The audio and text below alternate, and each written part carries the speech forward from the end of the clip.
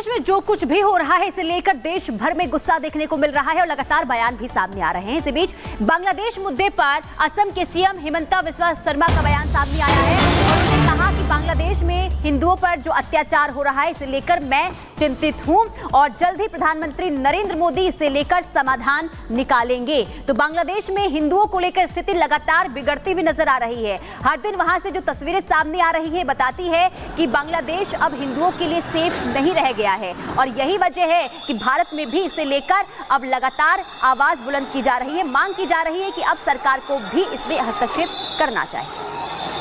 मैंने खुद बोला हूं कि ये बहुत चिंता की विषय है और सनातनी ऐक्य मंच का जो पोजीशन है या जो आज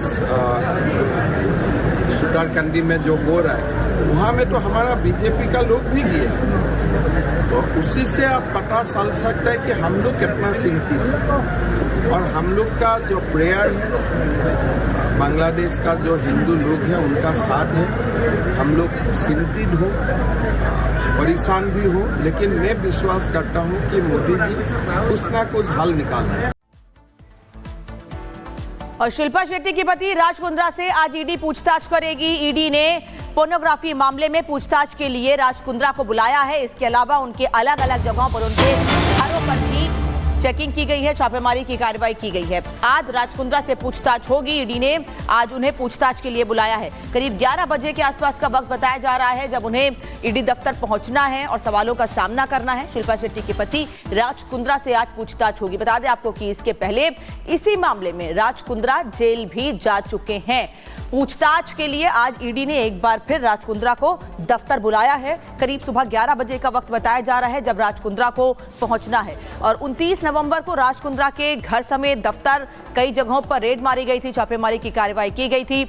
और जैसा कि मैंने पहले भी कहा कि राज कुंद्रा की इस मामले में गिरफ्तारी हो चुकी है। इसके पहले साल 2021 में जुलाई में राज कुंद्रा की पोर्नोग्राफी मामले में ही गिरफ्तारी हुई थी और अब इसी मामले में ईडी उनसे पूछताछ के लिए उन्हें आज बुलाया है। उन्हें ईडी ने समन भेजा है और करीब 11 बजे उन्हें पेश होना है। बता दें आपको कि पोर्नोग्राफी मामले में कैसे राज कुंद्रा की मुश्किलें बढ़ रही हैं। फरवरी 2021 में मड आइलैंड के एक बंगले पर रेड मारी गई थी, कार्रवाई की गई थी। मड आइलैंड के बंगले में शूट होती थी अडल्ट फिल्में, ये जानकारी मिली थी और वहीं पर छापेमारी की कार्रवाई की गई थी। अडल्ट फिल्म की शूटिंग में राज कुंद्रा का नाम भी सामने आया था। 19 जुलाई 2021 को राज कुंद्रा को गिरफ्तार कर लिया गया था इस मामले में और लंबा वक्त तो जेल में भी रहे थे। 20 जुलाई को कोर्ट ने 3 दिन के रिमांड पर उन्हें भेज दिया था।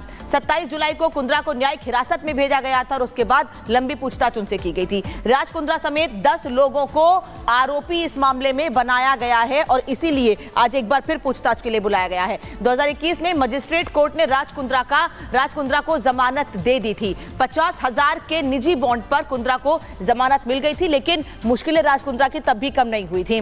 राज कुंद्रा पोर्नोग्राफी केस में 63 दिनों तक जेल में रहे थे और आज एक बार फिर ईडी ने उन्हें इसी मामले में पूछताछ के लिए समन भेजा था 2 दिन पहले और अब आज उन्हें ईडी दफ्तर पहुंचना है और सवालों का सामना करना है।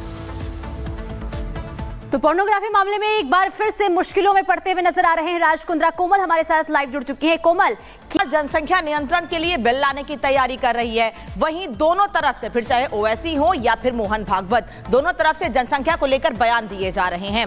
मोहन भागवत कहते हैं कि कम से कम 3 बच्चे होने चाहिए जिससे कि समाज को खतरा ना हो। वहीं उस पर ओवैसी ने भी पलटवार किया है, ओवैसी ने भी जवाब दिया है। क्या कहा गया है दोनों तरफ से जनसंख्या को लेकर, इस रिपोर्ट में देखिए।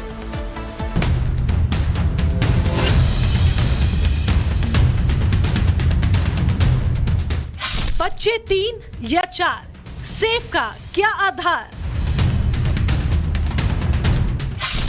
बच्चे ज्यादा तभी मुकाबला।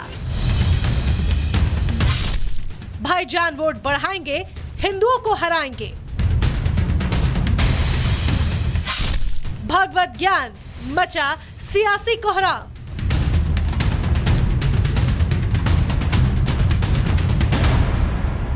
राष्ट्रीय स्वयंसेवक संघ के प्रमुख मोहन भागवत ने जनसंख्या वृद्धि में गिरावट पर चिंता क्या जताई। देश में नई बहस छिड़ गई। विपक्ष तरह तरह की दुहाई देने लगा। बच्चों की जनसंख्या को लेकर दिए गए बयान पर घमासान मच गया है। 1998 वगैरे मध्ये ठरली का 2002 मध्ये ठरली, साल माहिती आहे मला, पण त्याच्यातही असं सांगतात की 2.1 च्या खाली नको। 2.1 म्हणजे 0.1 तर माणूस जन्मत नाही ना कधी. 2 पेक्षा जास्ती पाहिजे, 3 पाहिजे कमीत कमी, असं शास्त्र सांगतं. पण ही संख्या ही याकरता महत्वाची आहे की टिकलं पाहिजे की नाही, टिकलं पाहिजे असं आपल्याला सगळ्यांना वाटतं, कारण ते आपलं आहे. बच्चों पर दिया भागवत ज्ञान, भाईजान और विपक्ष को हजम ना हुआ, वो सामने आए, विरोध का राग गाया और जनसंख्या बढ़ने पर बीजेपी और संघ से सवाल पूछ डाला. ऐसा कुछ भी नहीं है. TFR रेट हर कम्युनिटी का गिरा है. सबसे ज्यादा TFR रेट गिरा है रिलीजन वाइज मुसलमानों का, मगर अभी भी हिंदू समुदाय का TFR रेट वो मुसलमानों में फर्क है.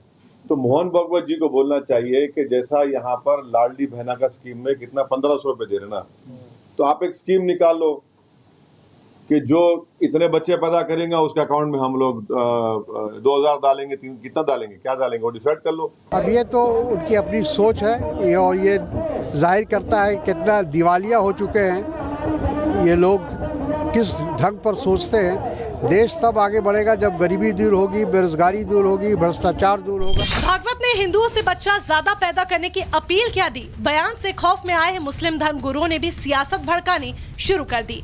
मौलाना साजिद राशिद ने बयान को डर से जोड़ने में तनिक भी देरी नहीं की.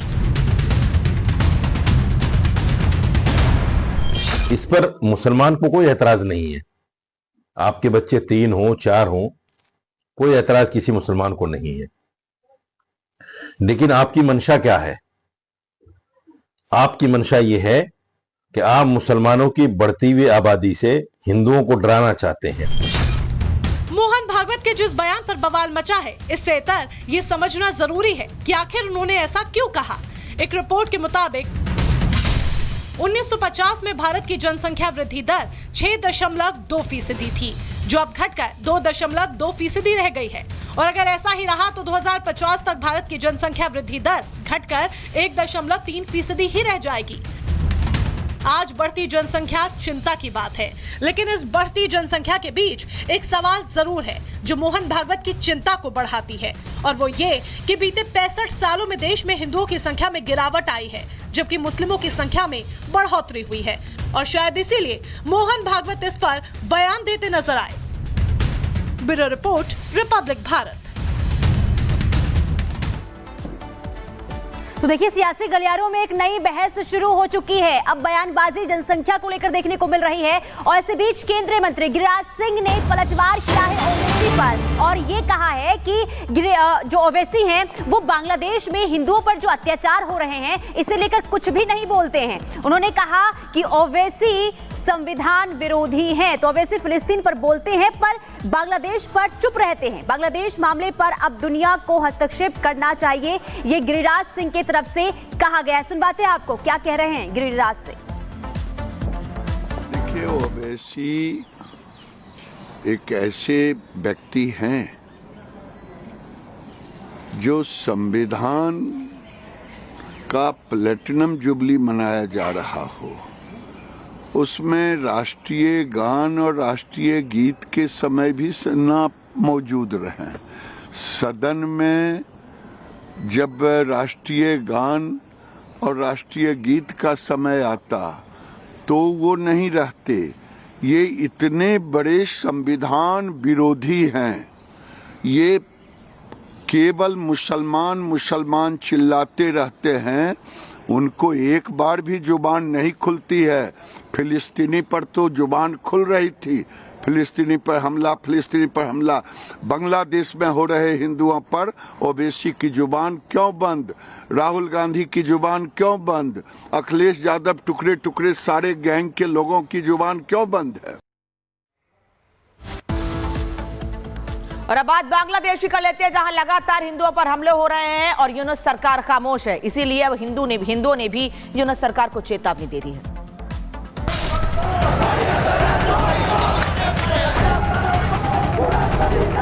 वहाँ इस्लामिक जिहादियों ने कब्जा